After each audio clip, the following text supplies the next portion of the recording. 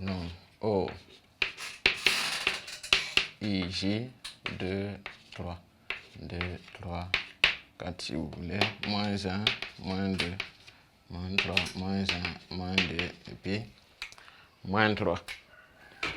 Donc, on va reprendre la courbe de la fonction logarithme et déduire la courbe, puisqu'on a dit que la représentation graphique d'une fonction et sa bisection réciproque était donc symétrique par rapport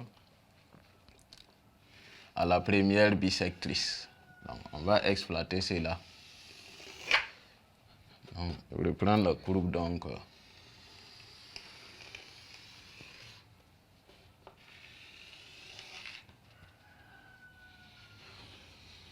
de ln de x.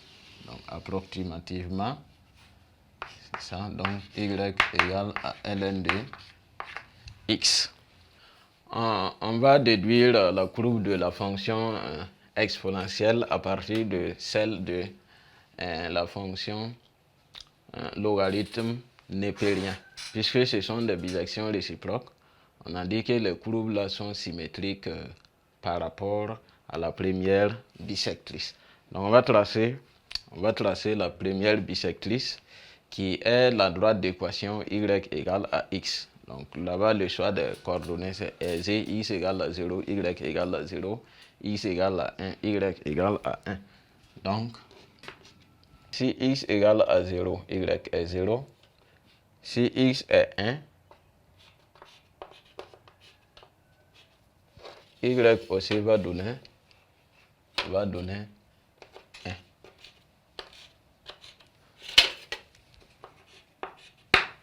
Et donc,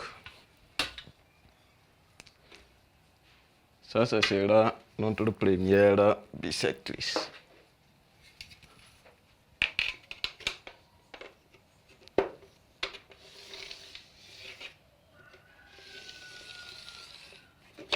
Donc, y égale à x. Maintenant, à partir de là, comment avoir la courbe? Il suffit de construire une symétrie de tout ça par rapport à ça. Donc, une symétrie d'axe y égale à x de la courbe de ln. Donc, pour ce faire, on prend quelques points de la courbe pour construire la symétrique. Donc, je prends ce point-là. Je peux prendre un point à quelque part ici. Bon, un autre quelque part là. Vous prenez suffisamment de points pour que ça soit assez représentatif. Donc je construis d'abord pour ce point.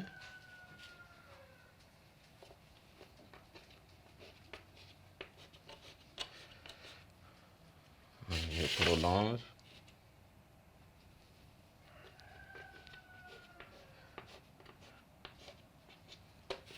Alors, donc je mesure la distance. Vous pouvez utiliser un compas, ça sera plus facile.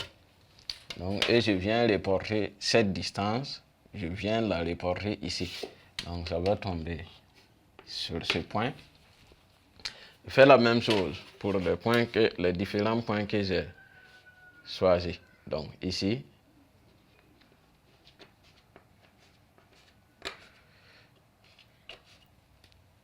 je prolonge.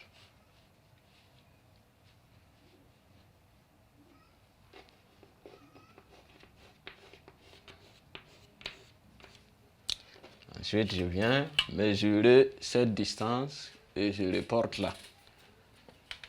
Donc, je mesure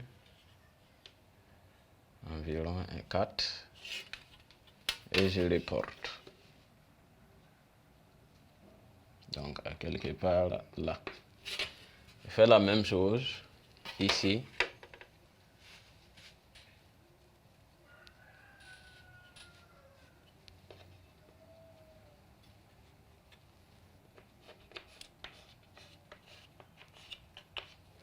On prolonge.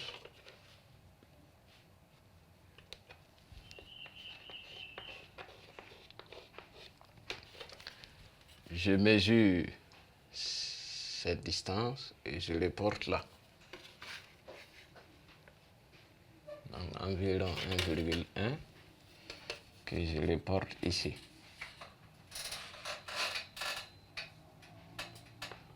Donc, après, je relie. Je relie donc les différents points. Ça va me donner une courbe croissante de ces angles. Donc, ainsi de suite.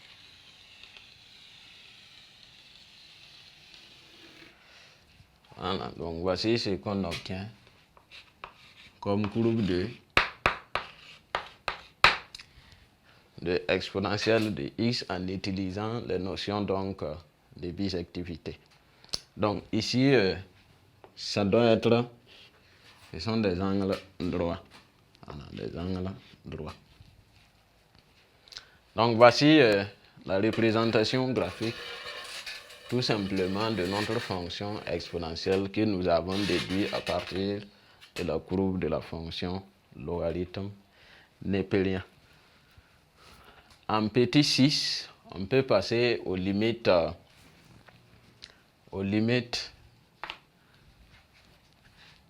bien c'est 5, en petit 5, limite remarquable. Donc les limites remarquables.